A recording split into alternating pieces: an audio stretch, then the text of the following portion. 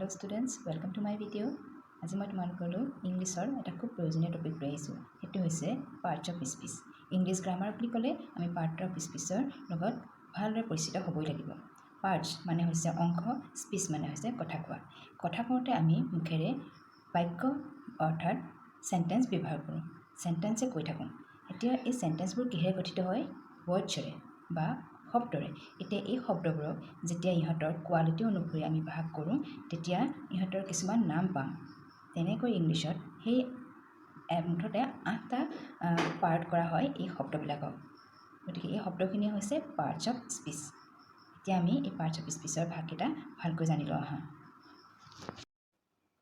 Parts of speech. Student, মই আগতে কৈছোঁৱেই স্পীচ মানে হৈছে উই স্পীক অৰ টক। আমি কথা কোৱাটোকেই স্পীচ বুলি কোৱা হয়। এতিয়া আমি স্পীচ কৰোঁতে কথা কওঁতে আমি কি ব্যৱহাৰ কৰোঁ? Words, varieties words. যিকোনো লেংগুৱেজ এটা শিকিবৰ কাৰণে আমাক ৱৰ্ড লাগিব। এইবিলাক মই উদাহৰণ হিচাপে দেখাইছোঁ। Book, bag, table, paint, love, right, read, good, bed, in. এনেকুৱা ধৰণৰ যিবোৰ মনলৈ আহিছে এতিয়া এইকেইটা মই এতিয়া ইংলিছ গ্ৰামাৰ শিকাই আছোঁ কাৰণে ইংলিছৰ ৱৰ্ড দিছোঁ, ইংলিছৰ পাৰ্টছ অফ স্পীচ শিকাইছোঁ তোমালোকক। এইবিলাক হৈছে ৱৰ্ডছ। এতিয়া আমি ষ্টুডেণ্টছ, মই আকৌ এবাৰ ক'ব বিচাৰিছোঁ যে এই ৱৰ্ডবিলাকৰ নিজৰ নিজৰ কোৱালিটি আছে আৰু কোৱালিটি অনুসৰি ইহঁতক আমি বেলেগ বেলেগ পাৰ্টত ভাগ কৰোঁ। এতিয়া মই আকৌ এটা উদাহৰণ দিছোঁ চোৱা। Lotus, is, A, dish. এই 4টা হৈছে ৱৰ্ডছ। কিন্তু যেতিয়া আমি ইয়াক চিজিলকৈ সজাই দিলোঁ সেইটো হৈ গ'ল আমাৰ এটা চেণ্টেঞ্চ। আমি ছিষ্টেমেটিক অৰ্ডাৰত পাৰ্টিকুলাৰ অৰ্ডাৰত আমি এটা সজাই দিলোঁ, তেতিয়া ইহঁতি হৈ গ'ল চেণ্টেঞ্চ। কিন্তু এই 4টা কি আচলতে? ৱৰ্ড। আৰু এইকেইটা মিলাই কি হৈ গ'ল? চেণ্টেঞ্চ। এইকেইটা হৈছে চেণ্টেঞ্চৰ পাৰ্টছ। এইকেইটা পাৰ্টছ। এইকেইটা হৈছে পাৰ্টছ। এই পাৰ্টছবোৰ লাগিয়ে চেণ্টেঞ্চৰ গঠন হয়। এতিয়া আমি লিখিম what is parts of speech. Every part of a sentence is called parts of speech. এটা বাক্যৰ প্ৰতিটো পাৰ্টেই হৈছে parts of speech. There are 8 parts of speech in grammar. ব্যাকৰণত 8টা পাৰ্ট অফ স্পীচ আছে। মানে আমি ৱৰ্ডখিনিক 8টা ভাগত ভাগ কৰিব পাৰোঁ। 1 নম্বৰ হৈছে নাউন। আমি সকলোৱে জানো নাম বুজোৱা শব্দবোৰকে নাউন বুলি কোৱা হয়। Naming words are called noun.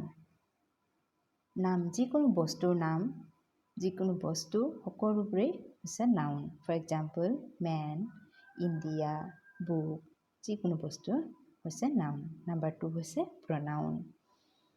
প্ৰনাউন মানে হৈছে নাউনৰ সলনি আমি যিবোৰ ৱৰ্ড ইউজ কৰোঁ সেইবোৰেই প্ৰনাউন। Words used for nouns to avoid repetition are called pronoun. নাউনৰ সলনি ব্যৱহাৰ কৰা ৱৰ্ডবোৰে হ'ল pronoun. For example, he, she, it, etc. Number 3 আছে adjective. যিবোৰ ৱৰ্ডে নাউনক কোৱালিফাই কৰে। নাউনটো কেনেকুৱা তাক দেখুৱাবৰ কাৰণে আমি যিবোৰ ৱৰ্ড ইউজ কৰোঁ সেইবোৰে হৈছে adjective. Words that qualify nouns are called adjective. For example, good, bad, etc. ইয়াৰ পিছতে আছে verb. ভাৰ্বটো মই আগে লিখি দিলোঁ কাৰণ ভিডিঅ'টো অন হোৱা নাছিলে সেই সময়ত, কিবা এটা হৈ গৈছিল। ৱৰ্ডছ যিবোৰে একশ্যন বুজায়, কাম বুজোৱা শব্দবোৰে হৈছে ভাৰ্বছ। যেনে ডান্স, স্লিপ, আমি যিবোৰ কাম কৰা শব্দ হয় সেইবোৰ ভাৰ্বছ। আমাৰ নেক্সট আহিলে এডভাৰ্ব. Words that qualify verbs and adjectives.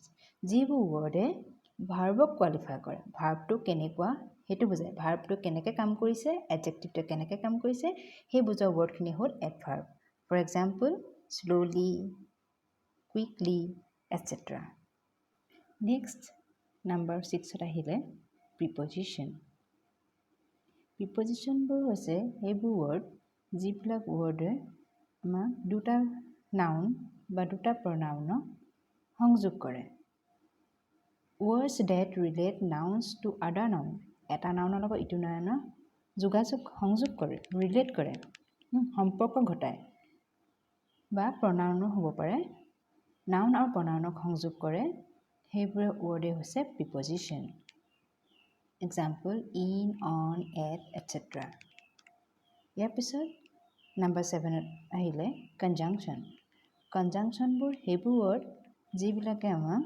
দুটা চেণ্টেন্স বা দুটা ৱৰ্ড জইন কৰে যেনে এণ্ড বাট অৰ এটচেট্ৰা আমি কথা কোৱাৰ মাজত আৰু কিন্তু বা এইবোৰ লগাওঁ সেইবোৰে হৈছে conjunction for example and but or etcetera number 8ত আছে ইণ্টাৰজেকশ্যনবোৰ সেইবোৰ ৱৰ্ড যিবোৰ ৱৰ্ড আমাৰ মনৰ পৰা আমাৰ আৱেগবোৰ ফুটি উঠিবৰ কাৰণে যিবোৰ ৱৰ্ড আমি ইউজ কৰোঁ words that express our sudden feelings আমাৰ ঘপককৈ আমাৰ ফূৰ্তি লাগিছে দুখ লাগিছে তেনে সময়ত আমি যিবোৰ ৱৰ্ড আমাৰ মুখেদি ওলাই আহে সেই ৱৰ্ডবিলাক ইণ্টাৰজেকশ্যন কেটেগৰীত ভৰোৱা হয় word that express our sudden feelings of the mind are called interjections for example alas hurrah etc. So students, these are called the parts of speech. কৰবা কৈছোঁ তোমালোকক যে মন কৰিলা নহয় এই আমাৰ এইবোৰ ৱৰ্ড এই ৱৰ্ডবোৰে আমি কি কৰিছোঁ ইহঁতক কেটেগৰী অনুযায়ী ইহঁতক কোৱালিটি অনুযায়ী আমি ইহঁতক ভাগ কৰিছোঁ আৰু এনেকৈ ভাগ কৰা হয় গতিকে ছাত্ৰ ছাত্ৰীসকল পাৰ্টছ অফ স্পীচৰ বিষয়ে আজি ইমানেই থেংক ইউ